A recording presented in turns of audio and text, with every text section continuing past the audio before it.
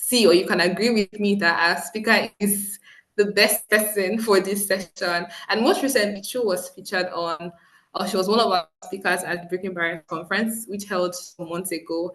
And she delivered an amazing session on the role of family in recovery. Like her session was so impactful, and it left everyone, equipped with several practical strategies that we can use to, support our loved ones in recovery. And on that note, welcome to the suicide prevention training. And please make welcome our speaker, Chu Haligra. All right, may you have the floor. Thank you. Thank you so much, Sophie. So it's good to be here, and thank you to the entire team of Living Vines. Just it's great to partner with organizations who are intentional about making a difference in these areas. We don't often we in our society, in our community, especially in African countries, we see mental health in general as a taboo, right? So we don't always talk about it. So it's good, it's always when I get the call, email, like, can you come and help with this? I'm like, yes. The answer is always yes, because I want to be part of part of those making a difference. We're partnering with you to change things for our communities, for our families, for our countries, for our continent. So anyway, that's why I'm here. So we'll be talking about suicide prevention, looking at some tools for early detection and intervention. And if you have any questions as I'm sharing, please put them in the chat, and I'll pause periodically for us to to engage in questions. But I actually will have some questions for you in the beginning here. So just a little bit about myself. I know Sophie did a great introduction there, so I'm not going to spend too much time on this. When she mentioned about how I've been supporting people with different mental health challenges and so forth, families for the past 12 years. But I've been working in human services, honestly, for the past 23 years in different capacity. My background is in human services, and I did a postgraduate program in rehabilitation counseling. And with what we're talking about today, I also am a CUPRA certified instructor, which is a framework to help people prevent suicide. And I do a lot of work around trauma, so I kind of integrate all of this. And I might share some examples that might be related to family per se, because sometimes signs and symptoms can also show in the workplace. And I do actually a lot of work in the workplace. I bring the experience of mental health and suicide prevention into the workplace so that people can get supported no matter where they are. So first, this is on our agenda. We're going to do a little game of fact or fiction, and then I will look at more warning signs, and then I'm going to discuss how you can play your part. Then I'm going to share some resources, but actually my resources are limited because of the ones I have most. I think I shared this when we did the last summit, when I talked about the role of families in recovery.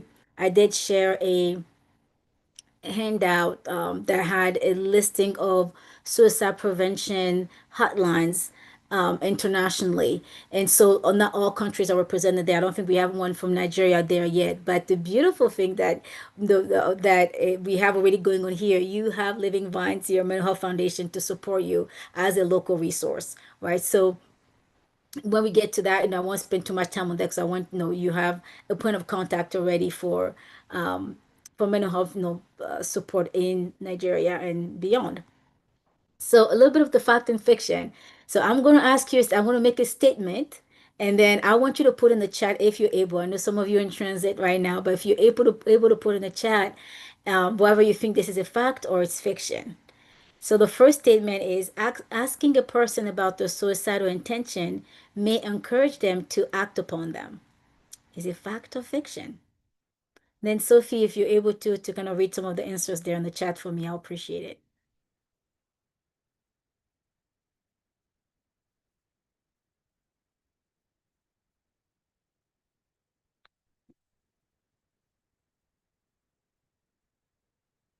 Thank you. Are you able to read some of the comments in the chat? Because it's hard for me to go from the chat to the slide. So if you can read the chat for me, Sophie, I'll appreciate that. Okay, great. So far we have just three responses, and the answers are fiction. Okay, Okay, good. one more fiction. Everyone fiction. There you go. So I think the class is over, right? You guys are good. You got me here. You got it right. So I'll just move on, right? But that is accurate. So that is actually fiction, because this is what we know from science, from research. When we ask people, if they're thinking about suicide, we actually are decreasing their anxiety about it. And it gives them invitation to come and share and openly, and knowing that, oh, somebody's not going to see me as less than because I'm struggling right now. Right? And it actually takes the feelings of isolation. I shared one last time when I was speaking with you guys, how depression, anxiety, trauma, all of that causes people to often isolate because of the stigma around it. So when you come and ask a question, the person doesn't feel like they have to hide in their pain anymore. They don't have to suffer in silence anymore. Like, here's someone who's giving me an opportunity to share and actually give them a little bit of relief. Now they don't have to hide that, carry that secret by themselves, because that's a big secret to carry. Right? And that you asking the question actually is a way to deter them from even, fulfilling that or pursuing that in the long run. So yes, it might be hard to ask questions, like ask if you suspecting someone is struggling and they're depressed to the point of thinking about suicide. You might be like, oh, it's not my place to ask. I don't know. It might be someone at church. It might be someone, in your neighborhood. It might be someone at work. You're like, I don't know if I should share. I should ask them. But believe me or not, when you ask, you're actually opening up that gate, if you want, for communication to happen and for that person to get help. And and sometimes, like, well, if I ask them and then they get mad at me if it was wrong, then they'll never talk to me again. I want you to think about this. Would you rather ask and them getting mad at you by you saving their life, by you never asking, and then it's too late? Right? So it's okay for us to be a little uncomfortable if it's worth saving someone's life. And was just as I was sharing this, I forgot to mention. I know this is a sensitive topic, so please, with all my trainings, I usually often say this, and I encourage you to take care of yourself. So if something is triggering, I try to make my trainings, everything I do, to be very, very trauma sensitive, where I kind of make sure I have buffers to allow all of us to be well and do well, in the moment and beyond. But if there's anything here, just like, who that took me back to a moment, maybe something that happened that I now ready to process now. If you need to kind of disengage for a few minutes, that's okay. Take that deep breathing, to do that prayer. So maybe even as I'm saying there, trying to think about what's something that can support you, or someone maybe that can support you if you feel overwhelmed right now, right? Throughout this training. And it's okay also, definitely reach out to, Sophia, the team here. I live at Living Vines as well, because that's what they're here for, right? To support all of us. All right. So you did so well with the first one. I think you'll do just fine with this one too. Once a person is seriously considering suicide, there's nothing you can do. Is that fact or fiction?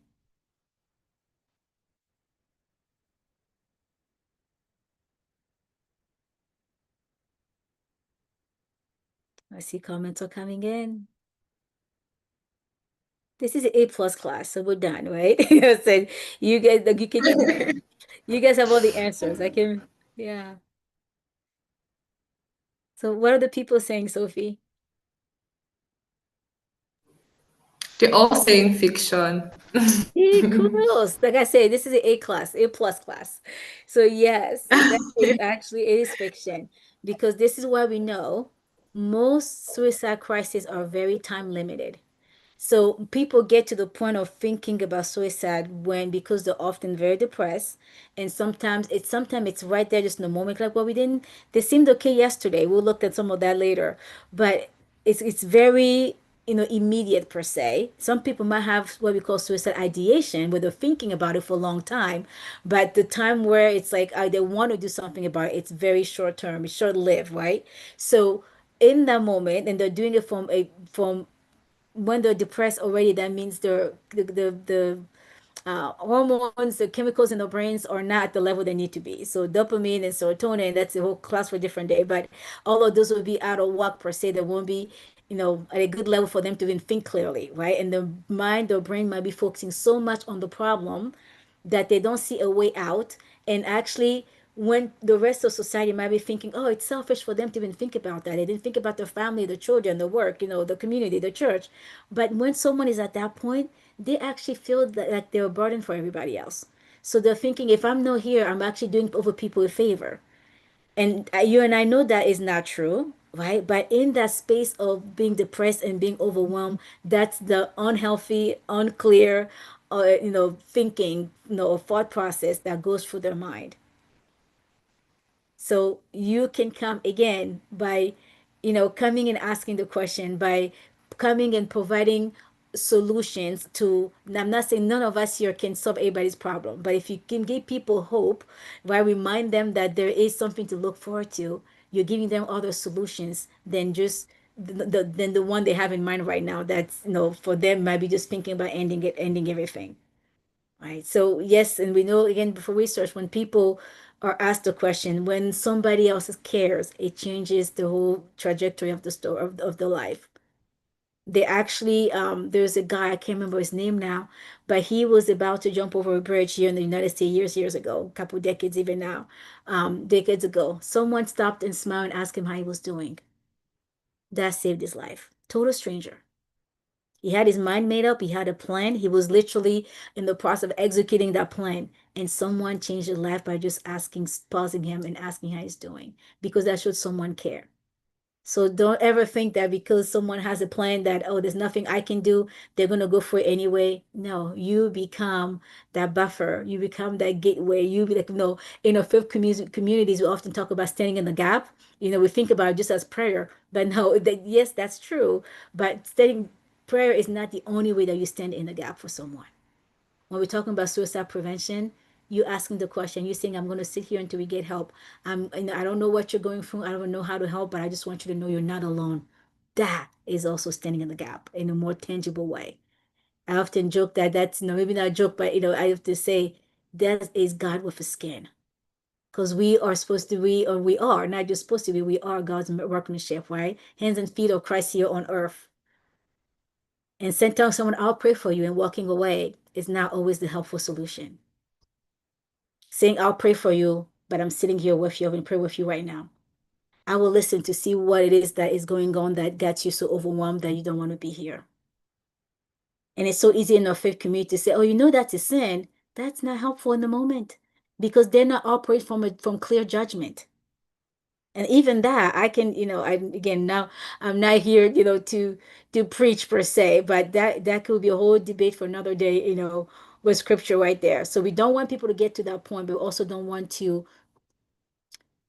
criminalize people, right? Or pull them down when they're really feeling down. All right, another fact or fiction. A person who attempts suicide will always be suicidal. Fact or fiction?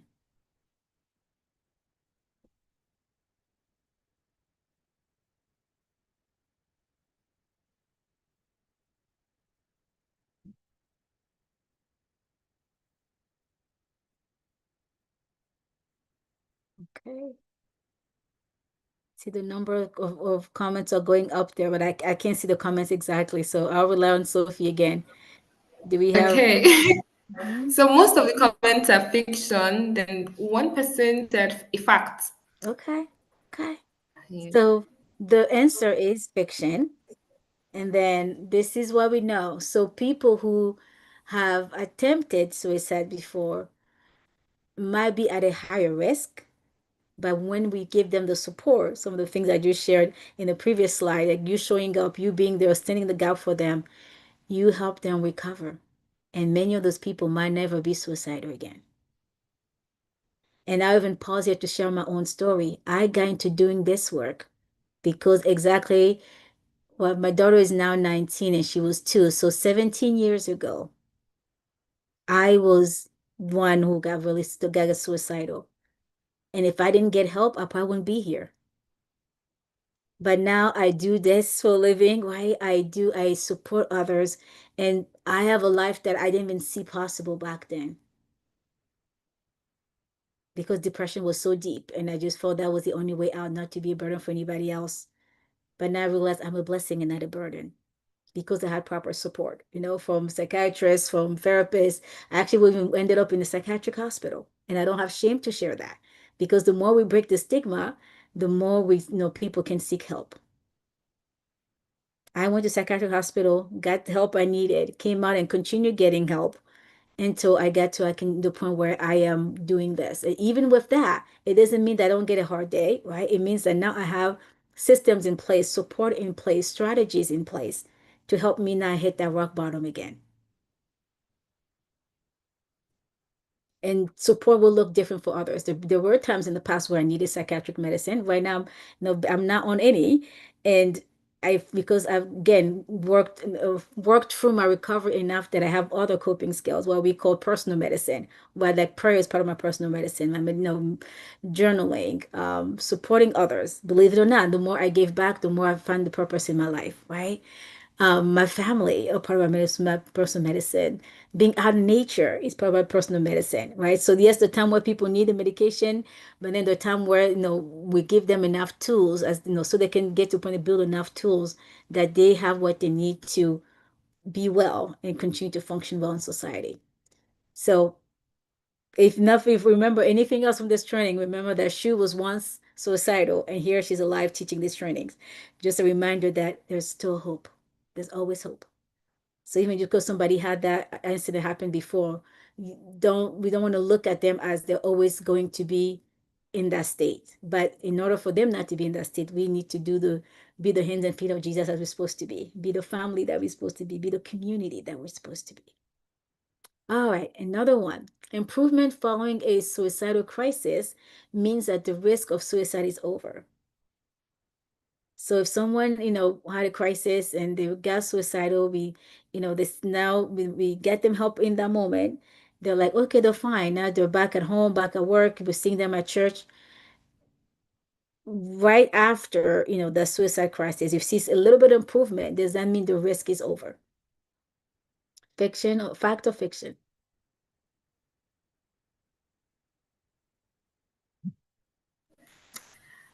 The responses we have fiction. Okay, Fiction, true. fiction. So Yeah. yeah, so that no, so your answer is correct. This is fiction. So that's where we kind of find that balance. So the previous slide I talked about how that when if somebody been suicidal before, it doesn't mean that they're always going to be, but that support is important. So we can't just come and say, oh, we will find we put kind of a band-aid on it, like, oh yeah, they went to the hospital, they talked to a therapist, now they went home, they're fine.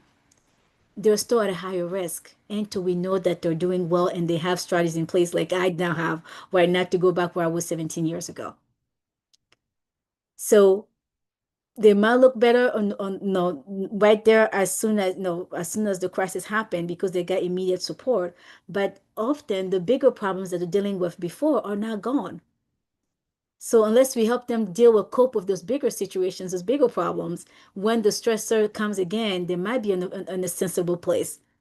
So you want to make sure that we do some follow-up. The people might tell you they're okay, but then you don't see them around for a couple of weeks at church, or they usually talk to them every other day or at least once a week, and now it's been 2 weeks you have not heard from them. Don't wait for 2 weeks. Send a text, call them. And like we often do so well in African communities, just show up. Here in America, I usually just show up to someone's house before calling it the whole problem. And I get that, I appreciate some notice too. But when it's in a case like this, when you're concerned about someone and they have not reached out, they reached back out to you, you reached out, you have not got a response, please be present. Continue to follow for making, and sometimes it's not that we are doing all the work, but are they connected to other organizations, sometimes it's the church, sometimes it's, again, Living Vines here, but other organizations that are continue to support them. So you following up with them, it's not saying that, oh, you have to do it all. No, just making sure that they have the support they need. You say, oh, did you see a doctor recently? Right? What we know from research, again, data shows that most suicides occur within 3 months of the onset of a period of improvement. So those 3 months are very critical. So when I say follow up, please follow up for at least 90 days. And follow up does not mean you be there every single day, but can you send a text every once in a while? Just to say like, hey, I'm here for you if you need to talk. Hey, how's your therapy going? I don't need to know every detail. I just want to make sure that you still get the support you need.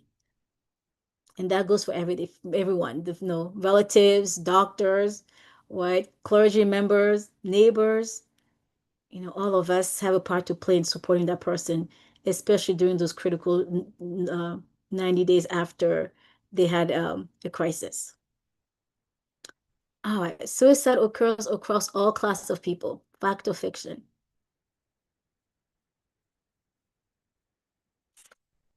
Checking the time here.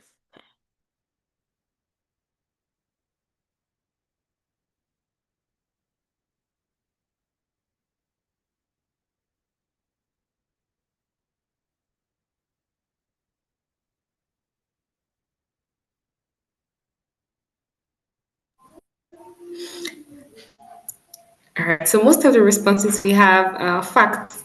Yeah. So everyone's going for facts. Yes. So after all the fiction statement we got, now we finally got one that's a fact. So yes, suicide or mental health, depression, however you want to slice, you want to put it, does not matter, does not care, even if you want how much money someone makes, where they live, right? We've seen, I've worked with people who, made more money than I maybe have seen my whole life, right? But they might get to the point where they're suicidal. I remember when I worked at a psychiatric hospital here in Pennsylvania, and there was actually a doctor who was there. You think, well, they make enough money, they don't have money problems, what can they be worried about? You just never know what people are dealing with. And sometimes unresolved trauma leads people to be, to some actions and decisions that are not so healthy, and then it gets them to a situation where they're like, I just need out, or feel like they need out, right? So you never know. Money does not matter, and this is kind of sad way to put it, but suicide is neither a rich person's disease or a poor person's curse. All it's an equal opportunity for all of us, which is sad to put it that way. So that's why I don't have presumptions thinking, oh, no, that person, they have other people around them. No, they're so rich, they should be fine, right? Or thinking, oh, this because this person is struggles so much financially, or because they only have a high school diploma, they probably are more likely to have depression. It doesn't work like that. It does not. So definitely, no class prejudice. Suicide it was presented throughout society, and there are different reasons for that, right? So definitely don't exclude anybody. Don't think that, don't presume that you shouldn't check on someone just because they look fine or they look like they have their life together. That's what it comes to. All right, another one here. Suicide happens without warning. Fact or fiction?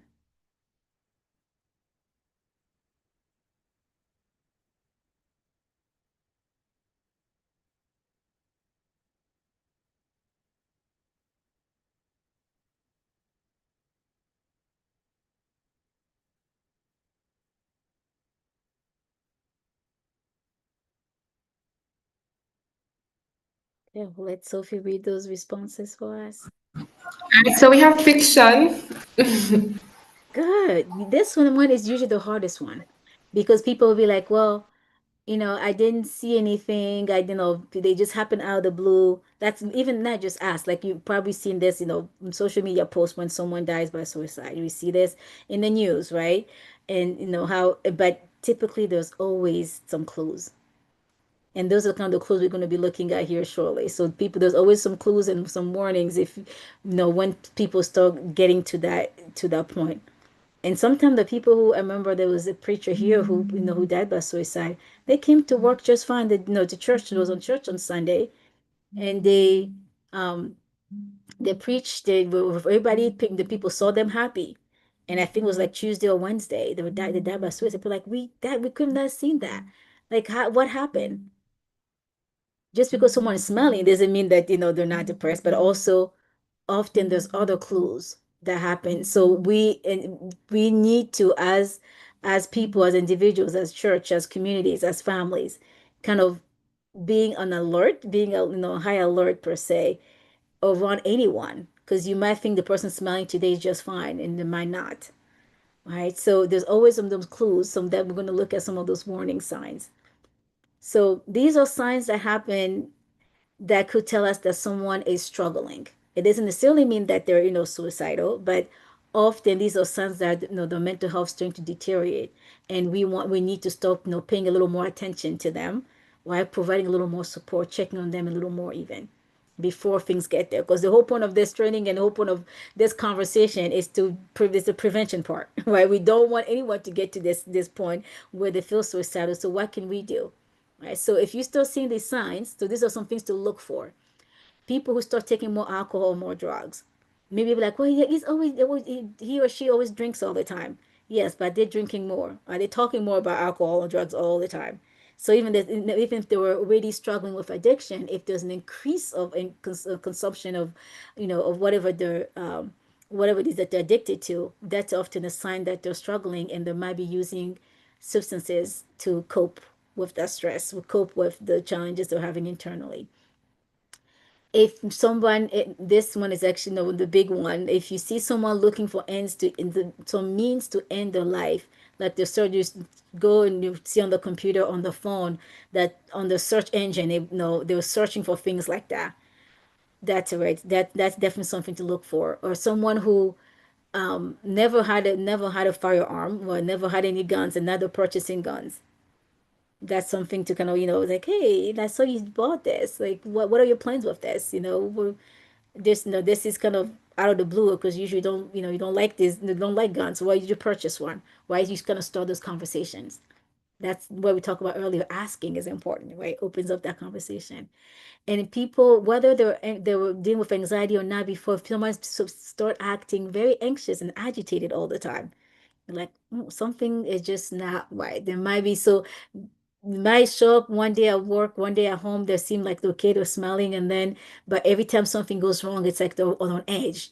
Everything seems overwhelming and very stressful. That is something to look forward to, like that, for like, look for in their behavior that can be a warning sign. But behaving recklessly. So some people might not have a plan to say, oh, they're gonna get an arm, no, a gun, or they're gonna, you know, quote unquote jump over a bridge. Like they might have a clear plan like this, but then they just start doing things that they know will hurt them and that could lead to them even dying. So whether it's driving without a seatbelt, like in driving fast, for example, or crossing the street and they're not even looking at where they're going, and actually, yeah, I've worked with people who that like they like, well, I'm not going to do anything intentionally, but in some ways they were putting their lives in danger intentionally, right? So that also becomes a warning sign. If someone is withdrawing or isolating, like maybe they used to be a social butterfly before, they're always at every family gathering, they don't miss a meeting at church, and then now you don't see them, or when you call them, they don't answer. That's often a sign that they might be struggling as well. And the extreme mood swings. So maybe they are cheerful, but back to what I was saying earlier, being anxious. So they might be fine one moment, the next moment they're, what we call like, they're flipping the lid, where they're so angry, so upset, yelling and screaming about every little thing. And then maybe tomorrow they'll be just fine again. That is also a warning sign. All right. If you have any questions about those warning signs, please put them in the chat. I will, I'll catch on those some questions at the end. But if there's anything that I miss here with things to look for, please, add them there. So add them in the chat for us for all of us to learn together. So we looked at a warning signs for things to look for, what things that you can see, things are visible. But sometimes things are not visible. We have to actually be listening for those things. So when someone, talk a lot about wanting to die, they might not tell you that they have a plan. It might just be, oh, I'm so tired of being here.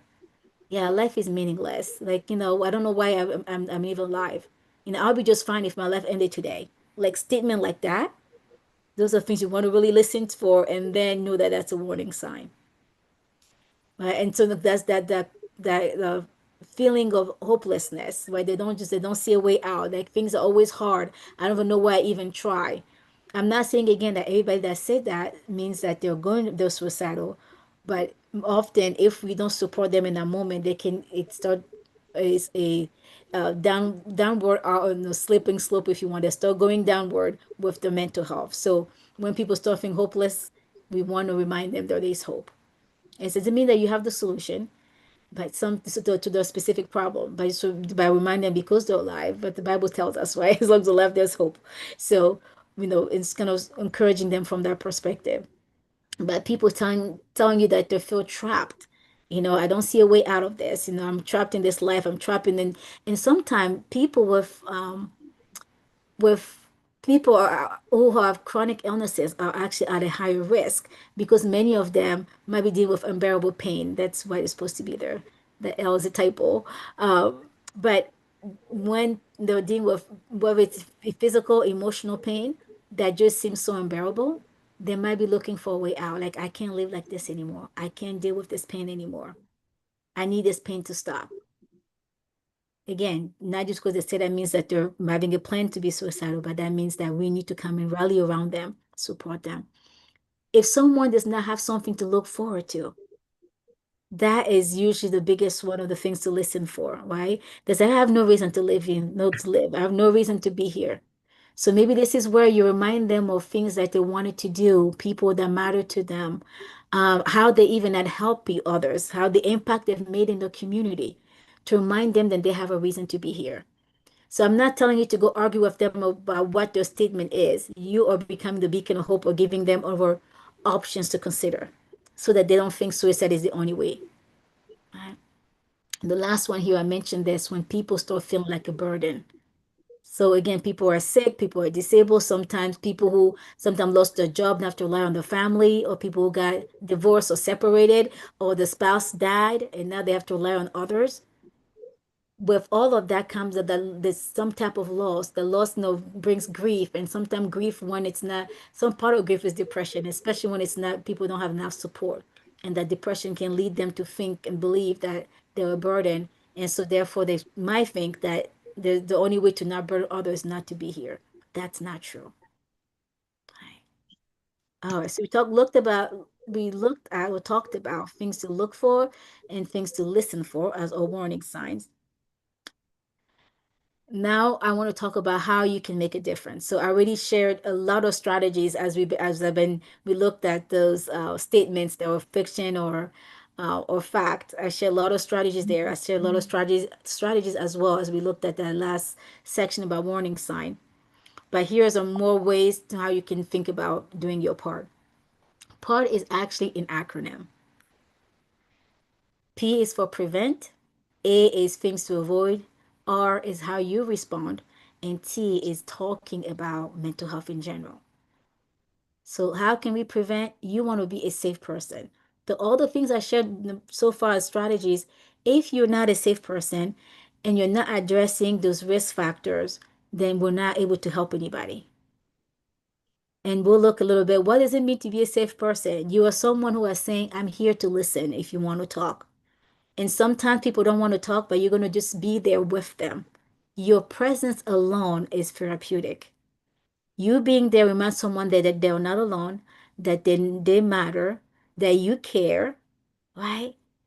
And even just your physical presence being there, you can catch something that most people will not die by suicide in front of someone else. Typically not, because they know the person will stop them. Whether they like them or not, typically it's very rare. Like honestly, I think it's not even 1% of cases when people die by suicide that they do. Often people do in isolation when nobody's there. So the fact that you're already there, that's already standing in the gap for them naturally. A safe person will say things like, I don't have the answers now, but we can figure it out together. So you're not coming and being, Jesus the Savior, because only Jesus can do that, right? But you're sharing with your fellow human that your support is here and however possible you can give it. And it's over ways to say, I am here for you. And we talked about kind of asking those hard questions. So here's some ways you can say that. I have noticed you don't feel like yourself today or lately. Are you okay? Is everything okay? Right. I like this one too. You are important to me and I'm concerned about you. And sometimes the person might get mad at you. They'll be yelling and screaming. You're like, I'm just trying to help them. But stay in there with them. Because again, all of that, your presence might just save their life. Most likely will save their life. So a safe person is available. And I realize we all have busy lives, right? It seems like the older we get, the busier the lives get. But available does not mean that, you're always physically there. Available. Leave it to mute. I just was feeling mad. Yeah, thank you. But I was just gonna say there we go. It was good to hear the laughter there. And this is, that's where family comes in too. Like those little things, not to put you on the spot, the person that was, talking, there was a child there. But Even just creating community like this, right? Making sure that we're present with one another, that we can laugh together, play together, pray together. Those are things that build that community is literally a safeguard, against depression, anxiety, trauma, even, and definitely suicide. So being available might not just be physically there. Can you be available by text? Can you be available by email? Can you be available WhatsApp, right? Can someone know that if they're struggling, can they reach out to you? Right. And also being a good listener. When they do reach out to you, are you taking the time to listen or are you giving them every reason in the book why they shouldn't feel that way? That's not helpful in that time. And when we listen just to give them an opportunity to process out loud. We're not listening to judge them. And we might be thinking there's no way this even makes sense. Like, I can't believe they're thinking about this. Let those be your own thoughts in your head. But please, please, please don't say out loud when someone is struggling with with suicidal thoughts. What you want to do instead is this part here. You want to be strength focused. So you want to remind them of the good qualities about them. Maybe remind them of how they overcame past challenges in the over challenges in the past. Remind them how they make impact in the community, and the impact in their family, and the impact at work and at church. Remind them that they have so much they bring to the table to this world that it would not be the same without them. And sometimes as simple as saying, I've had people say this to me, and I never, when I was struggling, I wish people say this more to me. It's like, oh, I just love how you smile. And now I appreciate it and I receive it. But it always made me think, wow, when I was 17 years ago, I was in that deep depression. I was smiling walking into church. There was a fake smile. If someone, how different life could have been if someone would have told me those things 17 years ago when I was struggling. So it might be something like seems really, minuscule, like a small thing, right? But it has weight, if that makes sense, right? That's his strength. I love how kind you are. I know right now it's really hard, but you are such a problem solver. Like, remember when I had X, Y, and Z problem? You're the one that came and gave me suggestions, and they actually work. Right? Well, I love how you just love on your kids. And when the person is struggling with suicidal thoughts, they might be thinking about how good of a parent they are. They're thinking more of the burden they have to their kids. So when you're bringing out their strengths, you are helping them, giving them hope, and giving them a reason to live. So look at those strengths, and the only way we can know people's strengths is to get to know people. So which then look at kind of that future oriented. So you want to give them a reason for the future, right? Because right now for them at that moment, in the moment they're thinking, my present time, I don't want to be here because my past has not been good. And the past could be yesterday, it could be that morning even. But if you give them something to look forward to in the future, it makes a whole difference because now they have a reason to live even for one more day. And I work with people when they're very suicidal. Sometimes we live one more minute at a time, and then it's an hour at a time, and then it's a day at a time. But give them something else to look forward to. It could be a simple, oh, remember you told me you wanted to go fishing. When is that fishing trip coming? Well, I didn't plan it because what's the point? Well, then you can maybe say, hey, how about I don't even fish. Like personally, I don't fish, but I'll come with you. What if we plan one? You're giving them something to look forward to. You wanted to be, an accountant. Yeah, what's the point now? I can't get accepted into any school, any colleges. Well, yeah, and that's hard. But why not? Maybe would you want me to help you look for maybe accounting courses online or even with self-study courses or YouTube videos that talks about accounting so you can learn more about something you're passionate about, right? It's strength and future oriented. So give people something to look forward to. And you will only know those things, right? Whether it's if they want to be an accountant or if they want to go fishing, if you build this relationship with them. That's what I was coming for when I said we need to get to know people. So let's not just wait. A safe person does not just wait when the crisis happens to say, oh, here I am, I'm the safe person. No, we become safe people by building relationship with people before they're in crisis, so that they know who to call if they're in crisis, know who to talk to, not going to judge them, who's going to see all the abilities and strength that they have, and who's going to help them look forward to something. Does that make sense? Does that resonate with everybody? It does. Awesome. Thank you. So we said a safe person. I'll go back a couple of slides here. Oops. doing our part to prevent, we're going to be a safe person, and then we're going to address those risk factors, right? So we look at warning signs, and then when we look at risk factors. So warning signs are things that we see, things that we hear, right? But when we look at risk factor, or things that make it likely for people to get to a suicidal situation. So stress, I often say stress is the silent killer, meaning it not just physical, but not just like someone's not physically here, but stress often, people recognize stress when it's too late. And in that time, it already kind of messed up with the blood pressure, the digestive system, when people are getting migraines, people are getting all these other health issues, and then the relationship was starting to suffer, right? And but it's until when people get to that point, they're like, oh yes, I am stressed. So for all of us, let's do a good job of reducing stress when we can. And I know that I do a whole new training on stress management, even have a whole book on it, the stress relief method. So kind of recognizing the different type of stress. Life is made of stress, or stressors per se, and there is a healthy stress. So the healthy stress is the pressure that maybe you feel right before a test, like that actually leads you to action. Then I'm going to study because now I feel a little stressed about this test, I need to study, right? For me, like, oh, I'm going to present, so I want to be prepared. That little stress that comes, I'm going to now, review my notes and review my slides, right? The stress that leads you to good action it's a good stress that it's even helpful per se. But then the stress that's temporary, like, let's say, I right now someone's in the hospital, and I know that, once they leave the hospital, we're going to be okay, they're going to be fine. In that moment, I'm not okay, I'm really stressed about it. But if I have enough support to doing that situation that I cannot change, that might reduce my stress level, right? And then there's chronic stress. That's the one we definitely want to avoid, prevent as much as possible, and then get support when we need it. When people are in situations where it's over and over, it's chronic situations that they feel like they can't get out of it. Especially in those cases, that's when people start thinking about suicide. Newer risk factor is isolation. Now, I know one thing that I love about being an African is that we value community. We are a people of we, not a people of I, right? Meaning that even when we talk about our lives, talk about what we're planning to do, we're often very community oriented. But that's not always the case in other countries.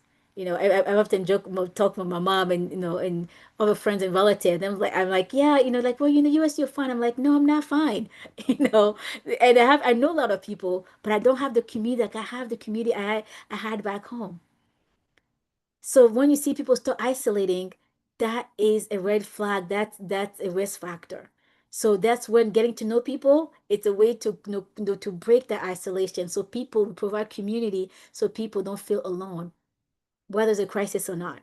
If they know they have people around them when a crisis comes, they already kind of have that as a buffer. And no, something else that we know from research is that the people who've been exposed to someone else dying by suicide, that becomes also a risk factor. Because while they might have their own challenges going on, but now this triggers and give them a thought about doing something similar. So this is why it's so, so, so, so very crucial. I know that's very redundant what I just said, but I'm saying it for a reason. It is so important, it's crucial, it's imperative that if anybody, we don't want anybody to get to this point where they die by suicide. This is why we're here talking about prevention.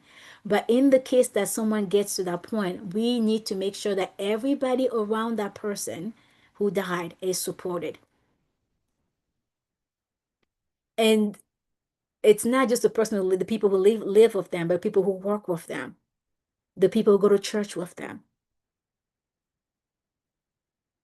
It's important to do those debriefing, those like sessions where people can come and process those fear, those emotions, and then get counseling, get support, even if it's group. I've done that for different occasions, even when there's crisis in the area, not always like a suicide.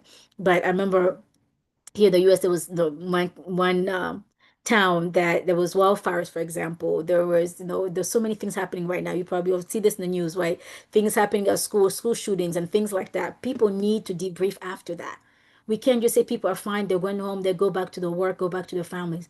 No, they're not going to be the same because they've been exposed to something that harmful. They need a safe place to process and literally help them brains reframe what has happened, and they get support so they don't get to the point where they're thinking about taking their own life.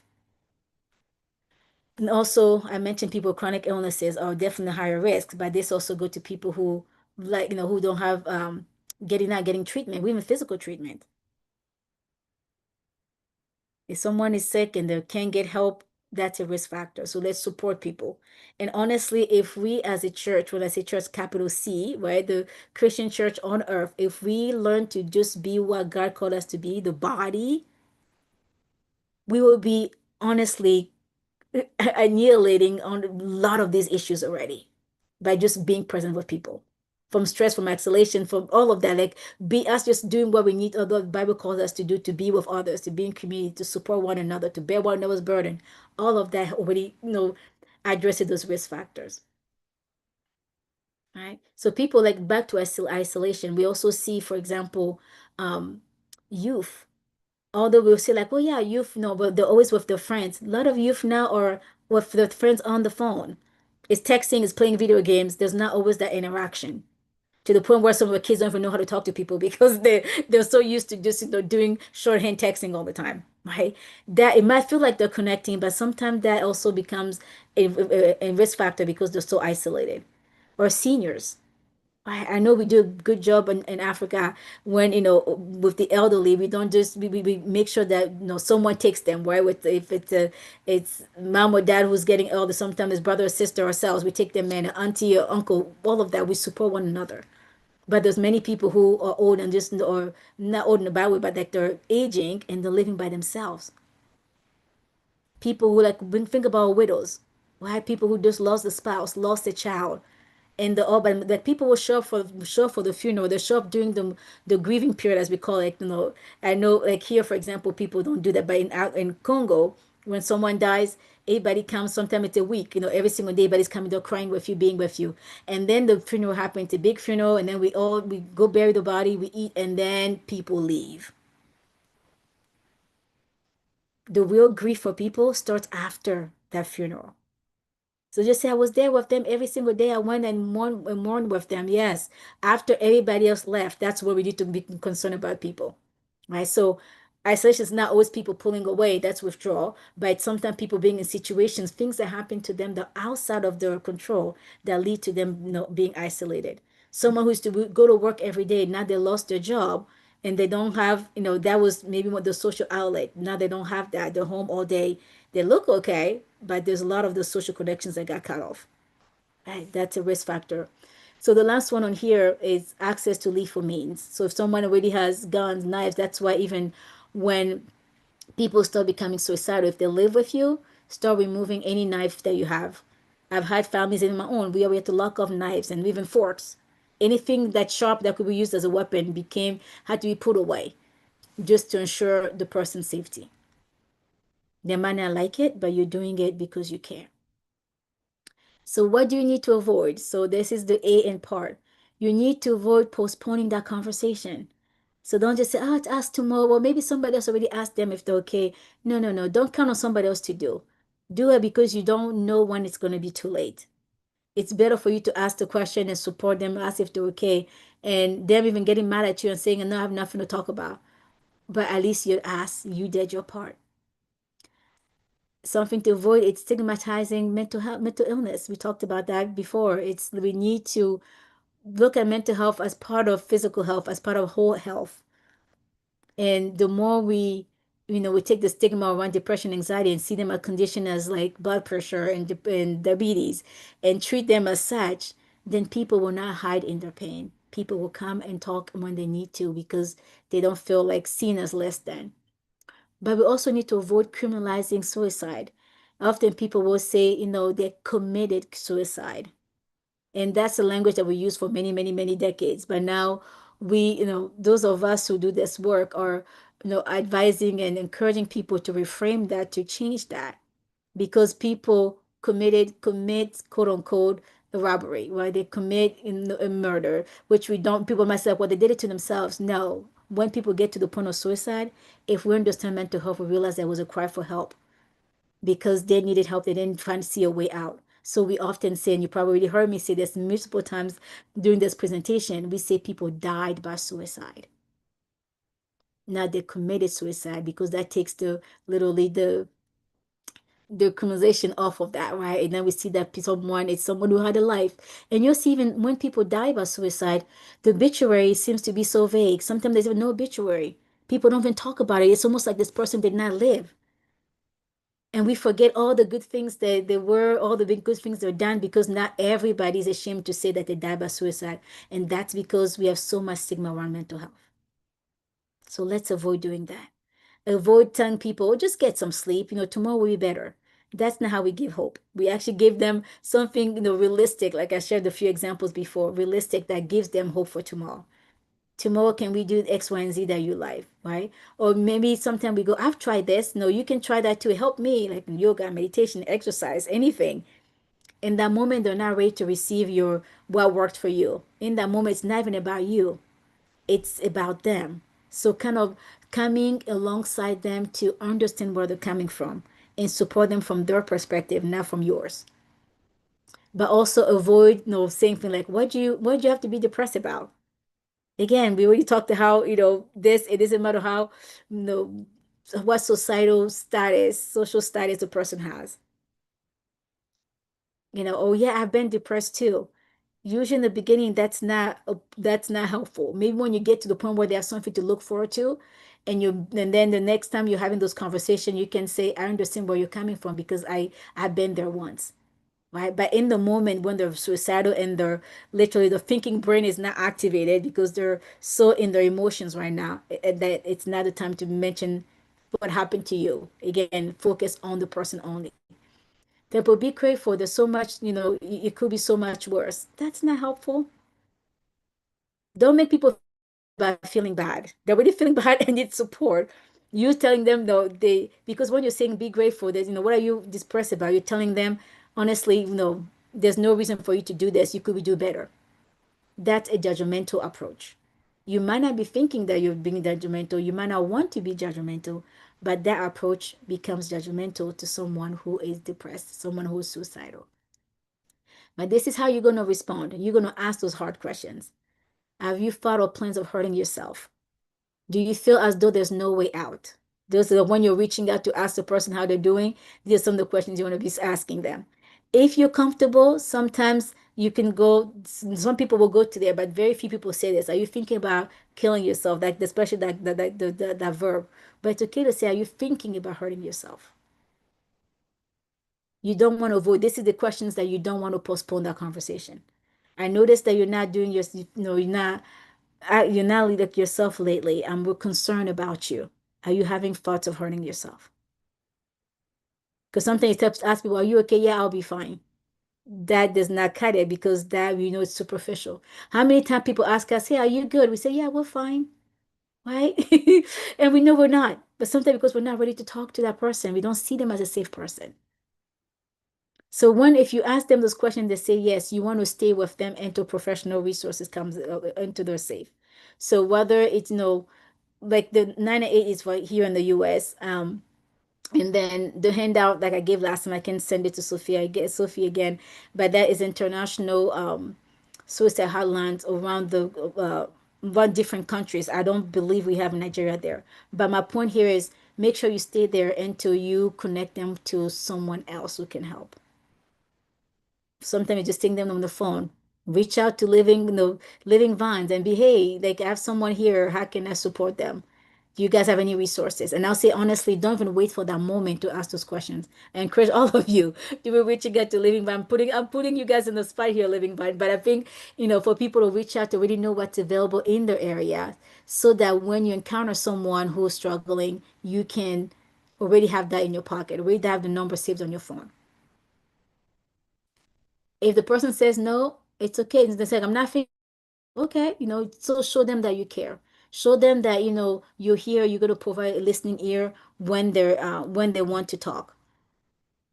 And it's regardless whether they say yes or no, it's always, always important for you to share that concern.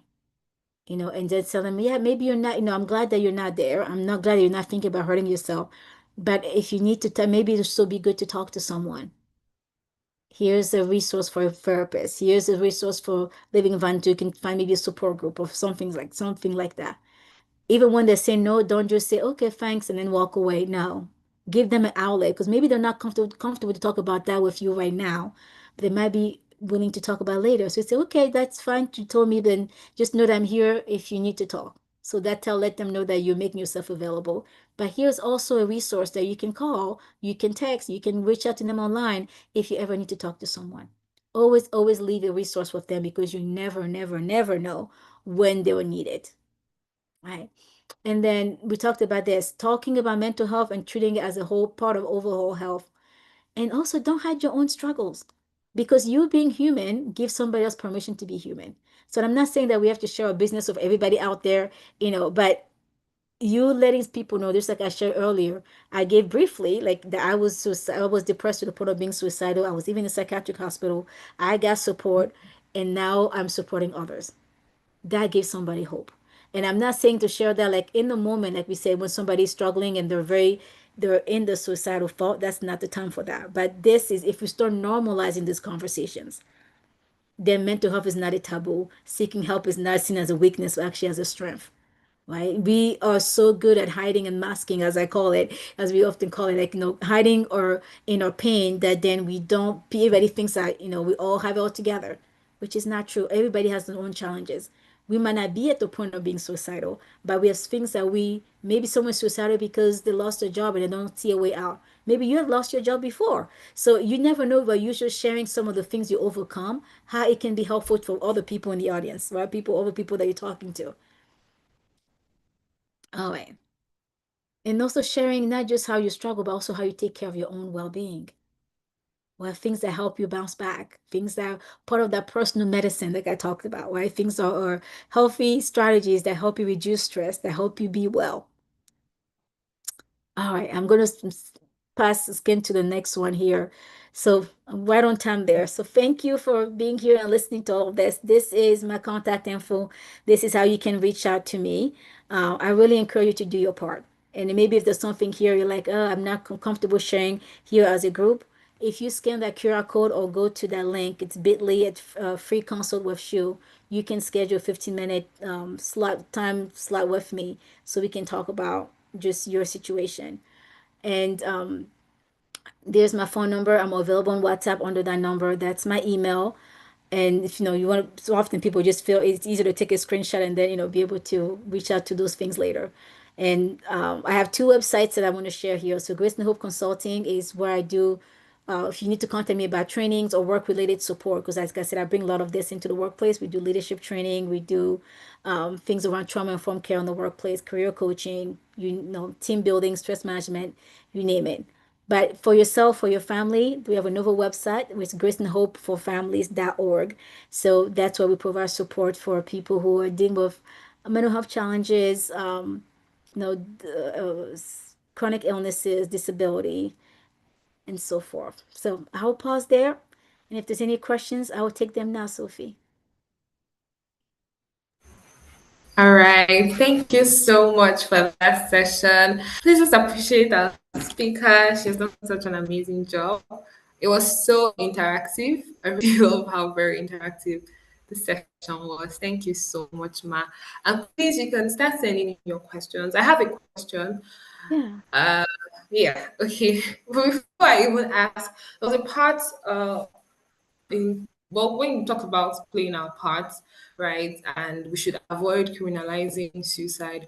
I just thought to mention that the Nigerian government would be decriminalizing suicide by December. So I think that's like a very, very good thing for us Wow. here in Wow. Nigeria.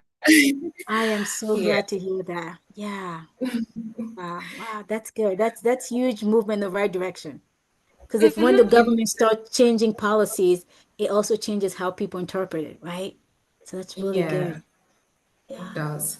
Right. So before I ask my question, someone was asking if we're going to have access to the slides because she was trying to copy the points, but she couldn't. Okay.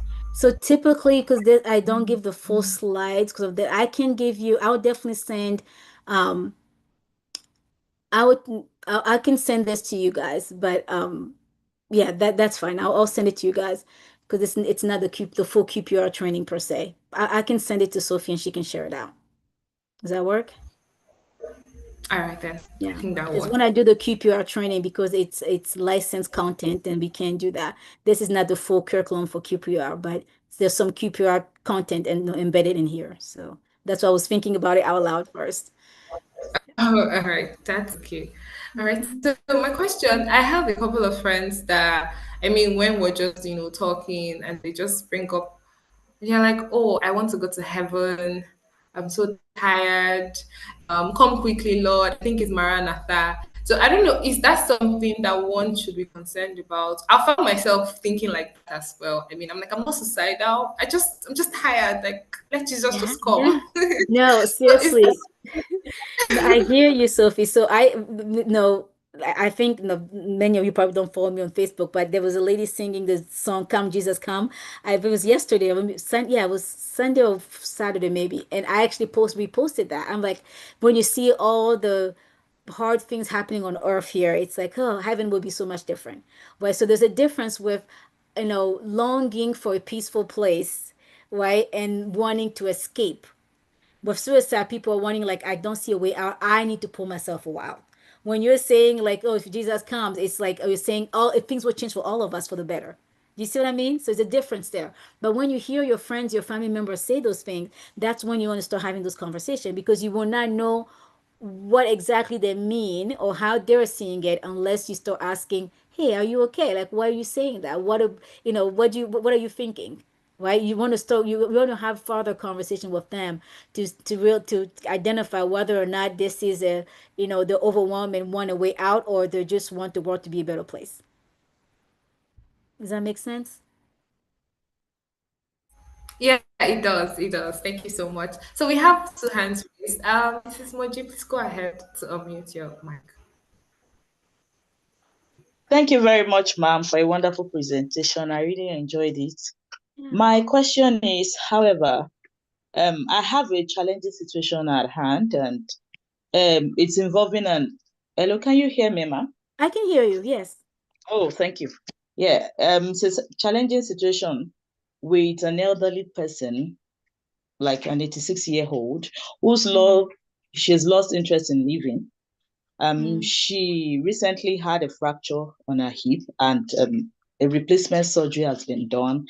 It has been healed. We've done scan. We've done everything, But she's just lost interest, and every effort I do to, help her recuperate and do stuff for her, it's very, really, really frustrating. mm, Though we have a diagnosis of early dementia, kind of, mm, but it's not on my own part. I'm really, really frustrated. I've done practically everything I know how to do. mm, She's on her medication, she takes her medication and everything. But all the efforts are just been, I don't know. So at times I just look on, I just be patient and just look on. And at times I feel like not doing anything. But mm. because I know she can't help herself, she Right. has been the surgery was successful. She has been healed. The doctor confirmed healing and all that, but she Mm. refused to move. You know, Yeah. so I just do the part I can do, and I just look on like she's lost interest in. She was just like, she's just tired of everything, and I keep encouraging her. She's actually my mother-in-law, so Oh, I do everything that I can do. yeah, But yeah, at the end of the day, it's so frustrating. Yeah, you could yeah. give her food and she'll throw it away at your face. Oh, And I just take it back and just sit back and just look, and I don't know what to do. I've tried all I can. right. And so thank you for what you're doing. And like, I was sharing in the presentation that all of us, we do our part, because suicide and depression and all those things, no, it's not a one person's job, right? So you cannot in your own make it all better for her. And this is where we often forget, that caregivers also need support, right? As you're supporting her and doing all the things that you're doing to be there for her, you also need people to support you, to remind you that, hey, it's okay to take a breather for yourself. It's okay to find other people who can pitch in. Maybe, I don't know, it's a sister-in-law, it's cousin and niece that can come and be with her and take care of her for a day so that you can take a break, because caregiving takes a toll also on all of us. And you don't want to get to the point where you're so frustrated, so overwhelmed, then your own mental health gets impacted, right? So that's one part of that. It's you finding support for yourself and asking, trying to see even in the family if there are people, other people who can help take care of her a little bit. The other thing that is finding additional support for her.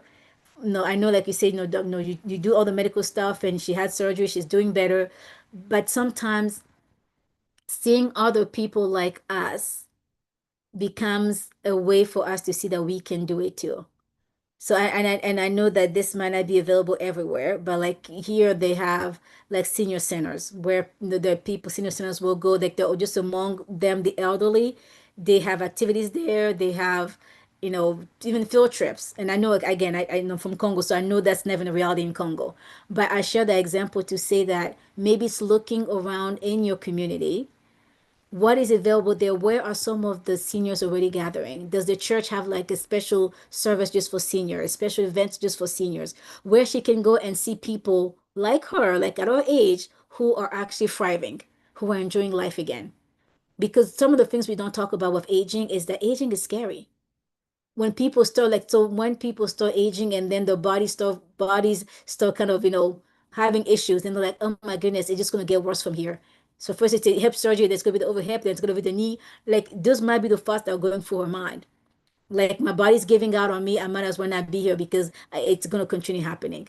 But if she's around other people and seeing other people, doing well at her age, as well as they can, that then also becomes, so gives her some hope, right? It gives her a visual that life in her early age is still possible. And maybe another thing would be still remembering, if you could remember some of the things that she used to enjoy without telling her to do them, but kind of creating opportunities for her to do them. So, for example, and I don't know if this is her, but giving a case, if she loved to do knitting before, or she was, or she used to make, I know like my grandma, when she was alive, she actually used to, she was the one like to call the peanut butter queen. Like she'll get the peanuts and roast them and make, fresh peanut butter for us. And so like in those situations, just put her, expose her if you want to the things that she used to like. So, whether it's putting knitting stuff there beside her, just so like she might not pick it up this first day, maybe not the first month, but it's there available for her to get in touch or tap into those things that made life meaningful for her before. And it reminds her brain, hey, I might be aging, but I'm still able to knit. I'm still able to, cook certain meals. I'm still able to pray for people. I'm still able to read my Bible. So whatever it is that, they used to enjoy doing, just create opportunities for that without pressuring them to do them. Is that helpful? Thank you very much. Thank Yeah, you. you're Thank you so welcome. much. Yeah. All right. Anyone else? I think there was a second person. Yes, there was a second person. Ayubami, you can go ahead to ask your question. Okay, hello today. Thank you so much for your presentation. Yeah. So I think I had the question I have is that you partially answered. I want to ask you how caregivers, counselors, therapists can also care for their own selves. But sometimes it's easy to get lost in someone's case or in someone um you're following someone who and it gets personal for you. So how do you kind of like it create a boundary or so you don't get lost as well? Okay. So I That's had, something. I'm having a really hard, I hear you, but there's a little crackling in the sound. So I didn't quite understand everything you said. I, the last part I think was, how can as we're supporting others, how can we take care of ourselves so we don't end up there also? Did I get it right? Yeah. She said you did. Okay. She But just okay, the first part I didn't quite get. No, if Sophie got it, if you want to even let us know or put in the chat. But while you're doing that, I can answer the second part. Um, so with the second part there about how can we take care of ourselves so we don't get there, that's when we need our own personal medicine, right? How are you reducing stress in your own life? And sometimes things happen that we have no control of, right? Like our friend, that sister just shared there, she's taking care of her mother-in-law. Mother-in-law is, having her own challenges and responding in a certain way. that's something she cannot control. Then, but what we can control in those moments, like it's refilling our own cup, whether it's even just 5 minutes to listen to your own worship song, right? 5 minutes to go for a walk, 5 minutes to do a deep breathing. I look at it this way: taking care of yourself for mental health, or even when we talk about stress management and so forth, it's like putting gas in our tank. So if you think about it, your body, your mind, all of who you are is a car, and you're trying to go from Lagos to Accra, wherever you're going, like why, and that's going to be long distance. And you're going to need more, gasoline in your car, in the tank of your car to get there. If you only put a little bit, you're not going to make it through. So we don't wait until we crash to fill it. Of course, if you're crashing, we want, you need like instant help if you want at that moment to become emergency care. But before you get to the point of needing emergency care, how well are you putting gas in your tank, knowing that life is going to be hard? There's challenges already, or the things that that's going to come that you cannot control. So part of our own self-care, people talk about self-care, sometimes we think about it's doing my hair. It's, for us ladies, doing my nails, or, guys, I'm going to get a shave. Those are all good things. But if you don't do your own emotional and spiritual self-care, you're not going to have enough gasoline in your emotional and spiritual tank to go the distance of what life throws at you. Do you see what I mean? So be intentional about taking the time for yourself as little as you can, because I know sometimes it's not always easy to take time for ourselves. But fill your cup in the morning. Like, this is why the things that the Bible tells us to do about, not departing for God's word, right? Meditating on the word every day. We think it's just, well, I checked the box, I read my Bible. No, it's because when life gets tough, you need a reminder that God's going to be your present help in time of need, right? That, his angels are camping around you to protect you and things like that. So those, do your own self-care, spiritual and emotional, before you just focus on the physical. That helps you then to have outlets, if you want to let out the pressure, to let out the stress, and to have enough gasoline or enough ammunition, if you want, so stress does not get the best of you. Is that helpful? I believe it is. I also didn't get the first part of the question. Okay, yeah, it is. It's helpful. She just sent in her reaction. Okay. All right. So do we have any other question here? Yeah.